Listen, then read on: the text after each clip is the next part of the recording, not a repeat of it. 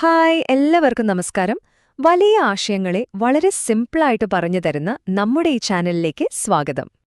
അപ്പോ നമുക്കൊരു ചോദ്യത്തോടെ തുടങ്ങിയാലോ?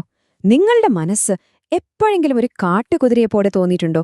അതായത് നമ്മൾ പോകാൻ ആഗ്രഹിക്കുന്ന വഴിക്കല്ലാതെ തോന്നിയ ദിക്കിലേക്കെല്ലാം നമ്മളെ വലിച്ചോണ്ടു പോകുന്ന ഒരു തരം അവസ്ഥ. ഇന്ന് നമ്മൾ പറയാൻ പോകുന്നത് റയാൻ എന്നൊരു കുട്ടിയുടെ കഥയാണ്. ശരിക്കും പറഞ്ഞാൽ ലോകം തന്നെ പിടിച്ചെടുക്കാനുള്ള കഴിവുണ്ടായിരുന്ന ഒരു പയ്യൻ. പക്ഷേ ഈ പറഞ്ഞ അതേ പ്രശ്നം അവനെയും വല്ലാതെ അലട്ടിയിരുന്നു. അതായത് ഒരു വശത്ത് നോക്കിയാൽ റയാൻ ഭയങ്കര സ്മാർട്ടായിരുന്നു, ഒരു ഡോക്ടർ ആവണമെന്നൊക്കെ വലിയ സ്വപ്നങ്ങളുണ്ടായിരുന്നു. പക്ഷെ മറുവശത്തോ അവന്റെ മനസ്സ് ഒരു സ്ഥലത്തും ഉറച്ചു നിൽക്കില്ലായിരുന്നു. എപ്പോഴും ഫോണില്, സോഷ്യൽ മീഡിയയില്, അല്ലെങ്കിൽ വെറുതെ ദിവാസ്വപ്നം കണ്ടിരിക്കുക, ഇതായിരുന്നു അവന്റെ ഒരു രീതി. അവന്റെ സ്ഥിരം പല്ലവി ഇതായിരുന്നു: ഓ, ഇനി എന്തോരം സമയമുണ്ട്, പിന്നെ പഠിക്കാന്നേ. നമ്മളിൽ പലരും വീഴുന്നൊരു കെണിയാണിതല്ലേ. തന്റെ ബുദ്ധി മാത്രം മതി, ജയിക്കാൻ വേറെ ഒന്നും വേണ്ടെന്ന് അവൻ ഉറച്ചു വിശ്വസിച്ചു. പക്ഷേ നമുക്കെല്ലാവർക്കും അറിയാവുന്ന പോലെ കഴിവ് മാത്രം പോരല്ലോ. ശ്രദ്ധയില്ലെങ്കിൽ എന്ത് കഴിവുണ്ടായിട്ടും കാര്യമില്ല. അതൊരു കൈപ്പേറിയ യാഥാർത്ഥ്യമാണ്. റയാൻ അത് പഠിക്കാൻ പോകുന്നേ ഉണ്ടായിരുന്നുള്ളൂ. അങ്ങനെ അവന്റെ ജീവിതം മാറ്റിമറിക്കാൻ പോകുന്ന ഒരു സ്കോളർഷിപ്പ് പരീക്ഷയുടെ റിസൾട്ട് വന്നു. റിസൾട്ട് ഷീറ്റിൽ ആകെ ഒരൊറ്റ വാക്ക്: പരാജയപ്പെട്ടു. ആ ഒരൊറ്റ വാക്ക് മതിയായിരുന്നു അവന്റെ ആത്മവിശ്വാസം മുഴുവൻ തകർന്നു തരിപ്പണമാകാൻ. പക്ഷേ ആ തോൽവിയുടെ നിമിഷത്തിലാണ് അവനൊരു കാര്യം മനസ്സിലായത്.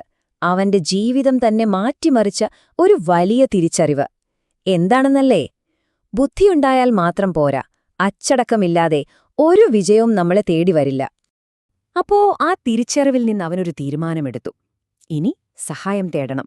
പഠിക്കുന്ന വിഷയങ്ങളിൽ മാത്രമല്ല, തന്റെ മനസ്സിനെ നിയന്ത്രിക്കാനും ഒരു സഹായം വേണം. ആ അന്വേഷണമാണ് അവനെ പ്രശസ്തനായ കോച്ച് മില്ലറുടെ അടുത്തേക്കെത്തിച്ചത്. പ്രശ്നം ശരിക്കും എന്താണെന്ന് കണ്ടുപിടിക്കാൻ കോച്ച് മില്ലർ അവനൊരു സിമ്പിൾ ടെസ്റ്റ് കൊടുത്തു.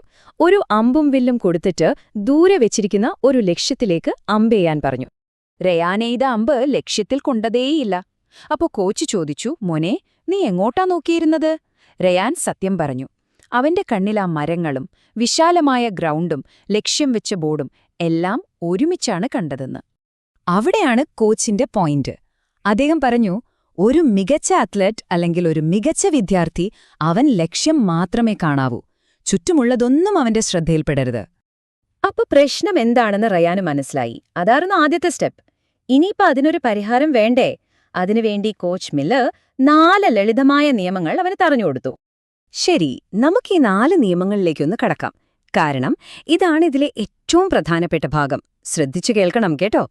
ഒന്നാമത്തെ റൂൾ: നിങ്ങളുടെ ചിന്തകളെ നിയന്ത്രിക്കുക. അതായത് പഠിച്ചോണ്ടിരിക്കുമ്പോൾ മനസ്സ് വേറെ എവിടെയെങ്കിലും പോയാൽ ഛേ എന്ന് പറഞ്ഞ് ദേഷ്യപ്പെടരുത്.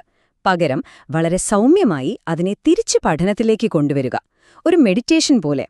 രണ്ടാമതായി, ഒരു ദിനചര്യയുണ്ടാക്കുക, ഒരു റുട്ടീൻ. നമ്മുടെ തലച്ചോറിനൊരു താളം ഭയങ്കര ഇഷ്ടമാണ്. എപ്പോ പഠിക്കണം, എപ്പോ റെസ്റ്റ് എടുക്കണം എന്നൊക്കെ ഒരു ഷെഡ്യൂൾ ഉണ്ടാക്കിയാൽ നമ്മുടെ ബ്രെയിനും ബോഡിയും അതുമായി പൊരുത്തപ്പെട്ടോളും. മൂന്നാമത്തേത്, ശ്രദ്ധ തിരിക്കുന്ന സാധനങ്ങളെയൊക്കെ അങ്ങ് മാറ്റി നിർത്തുക. നമ്മുടെ ഫോൺ, TV, ആവശ്യമില്ലാത്ത ആപ്പുകൾ, ഇവയൊക്കെ നമ്മുടെ സമയം കൊല്ലികളാണ്. അപ്പൊ പഠിക്കുന്ന സമയത്ത് ഇതൊന്നും അടുത്തുപോലും വേണ്ട. ഇനി നാലാമത്തെയും അവസാനത്തെയും കാര്യം: എല്ലാ ദിവസവും പ്രാക്ടീസ് ചെയ്യുക. അച്ചടക്കം എന്ന് പറയുന്നത് ഒരു മസിൽ പോലെയാണ്. നമ്മൾ ദിവസവും ചെറിയ ചെറിയ കാര്യങ്ങൾ ചെയ്ത് അതിനെ ട്രെയിൻ ചെയ്യുമ്പോൾ അത് കൂടുതൽ കൂടുതൽ ശക്തമായി വരും.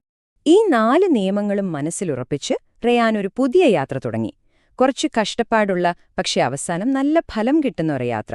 അതായത് തന്റെ മനസ്സിനെ ഒന്നുകൂടി ട്രെയിൻ ചെയ്തെടുക്കാനുള്ള ഒരു ശ്രമം. തുടക്കത്തിൽ ഇതൊന്നും അത്ര എളുപ്പമായിരുന്നില്ല കേട്ടോ. ആദ്യത്തെ മാസമൊക്കെ ശ്രദ്ധ മാറ്റുന്ന കാര്യങ്ങളോടൊരു യുദ്ധം തന്നെയായിരുന്നു. പക്ഷേ അവൻ വിട്ടുകൊടുത്തില്ല.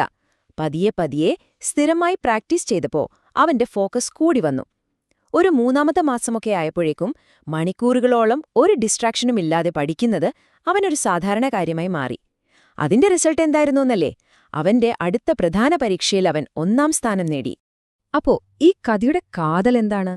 അത് കോച്ച് മില്ലർ പറഞ്ഞ ആ ഒരു ഉപമയാണ്. ശരിക്കും ശ്രദ്ധിക്കേണ്ട ഒരു കാര്യമാണത്. മനസ്സ് ഒരു കാട്ടുകുതിരയെപ്പോലെയാണ്. നമ്മളതിനെ നിയന്ത്രിച്ചില്ലെങ്കിൽ അത് നമ്മളെ എങ്ങോട്ടൊക്കെയോ വലിച്ചോണ്ടുപോകും. പക്ഷേ നമ്മളതിനെ നന്നായി പരിശീലിപ്പിച്ചാൽ അത് നമ്മളെ നമ്മുടെ ലക്ഷ്യസ്ഥാനത്ത് കൃത്യമായി എത്തിക്കും. ഈ ഒരു സത്യം റയാൻ അന്ന് ശരിക്കും ബോധ്യമായി. റിയാന്റെ കഥ നമ്മളെ പഠിപ്പിക്കുന്നത് ഒരൊറ്റ കാര്യമാണ്. ബുദ്ധി ഉണ്ടായതുകൊണ്ട് മാത്രം കാര്യമില്ല. യഥാർത്ഥ വിജയം വരുന്നത് ആ ബുദ്ധിയെ ശരിയായ വഴിക്ക് നയിക്കാനുള്ള അച്ചടക്കം ഉണ്ടാകുമ്പോഴാണ്. അപ്പോൾ അവസാനം ഒരൊറ്റ ചോദ്യം ഞാൻ നിങ്ങളോടും ചോദിക്കുകയാണ്. നിങ്ങളുടെ മനസ്സാകുന്ന കാട്ടുകുതിരയെ നിങ്ങൾ എങ്ങനെയാണ് പരിശീലിപ്പിക്കാൻ പോകുന്നത്? അപ്പോ മാനസിക അച്ചടക്കത്തെക്കുറിച്ചുള്ള നമ്മുടെ ഈ ഒരു ചെറിയ വിശദീകരണം ഇവിടെ തീരുകയാണ്. ഇത്രയും നേരം ഇത് കണ്ടിരുന്ന എല്ലാവർക്കും ഒരുപാട് നന്ദി. ഈ കാര്യങ്ങൾ നിങ്ങൾക്ക് ഉപകാരപ്പെട്ടു എന്ന് തോന്നുന്നുണ്ടെങ്കിൽ ഉറപ്പായും ഒരു ലൈക്ക് തരണം. ഇതുപോലുള്ള കൂടുതൽ അറിവുകൾക്കായി നമ്മുടെ ഈ ചാനൽ സബ്സ്ക്രൈബ് ചെയ്യാനും മറക്കരുത് കേട്ടോ.